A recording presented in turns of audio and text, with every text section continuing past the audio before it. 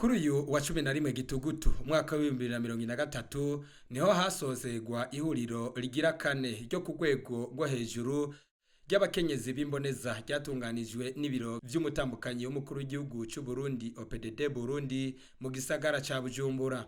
Umutambukanyi w'umukuru w'igihugu cy'u Burundi Angeline Ndayishimiye mu ijambo ryiwe ryo gusozera iryo huriro akaba yasavye abakenyezi b'indongozi bitabiriye iryo huriro kugenda guhimiriza abo barongoye no guhimiriza imiryango y'abarundi kwijanye n'uruhara rw'imiryango mu itunganywa ribereye girondoka ugufungura neza hamwe n'igwirirana ry'abantu.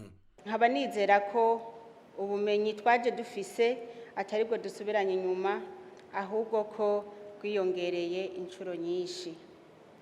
Nahacu kwibaza tuti je nk'umukenyezi w'imboneza aho ndi hose nokora iki kugira ngo umurindi w'igwirirana ry'abantu ugabanuke mu rugo mu kibano naho mbaye.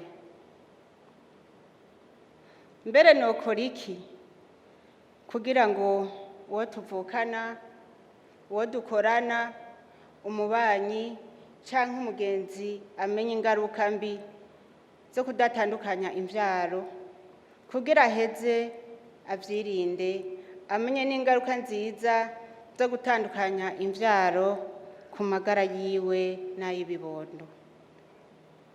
Tuve ngaha dutwaye urumuri rumurikira abandi, twiyemeze kuba ingabo ziteramiye amagara meza y'abakenyezi n'ibibondo.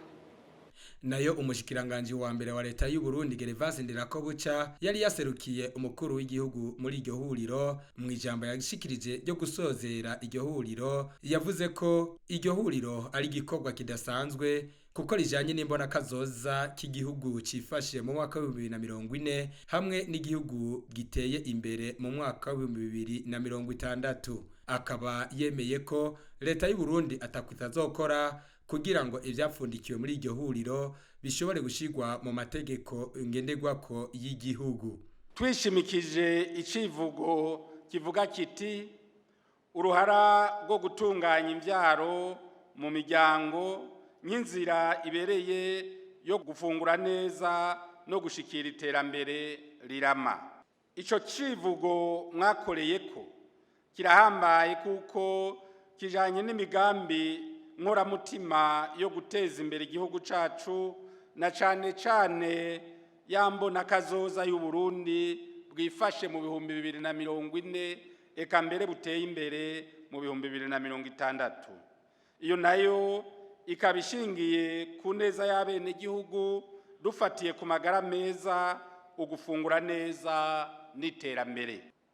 Muri iyi minsi mumaze muri iri hwaniro mwarashoboye guca hirya no hino ibijanye n'uruhara rudasanzwe rwo gutunganya neza imvyaro mu miryango nk'inzira ibereye yo gufungura neza no gushikira iterambere rirama. Muraheza murabona intambamyi n'inzira umuntu yofata kugira ngo bifate intumbero nziza. Ugutunganya neza imvyaro ni kamwe gahara mu ruganda ntibacure nk'uko namwebwe mwabisavye ko mwasavye ihuriro nk'iri ryozohuza abafasoni n'abagabo. Iciyumviro canyu ndaza kugishikiriza kandi na raporo mwashikirije ndizeye neza nabwiye nyiricubahiro umutambukanyi w'umukuru w'igihugu cacu ko bozoca bayiturunyikira muri leta kugira dutangire kugira planification tuyisunze. Mukamenya ko iryo huriro ryamaze imisi 3 ryari ryitabiriwe n'abatambukanyi b'abakuru b'ibihugu bitandukanye hamwe n'abatambukanyi b'abakuru bahoze barongoye u Burundi cyo kimwe n'abakenyezi b'indongozi mu bisato bitandukanye by'ubuzima bw'igihugu.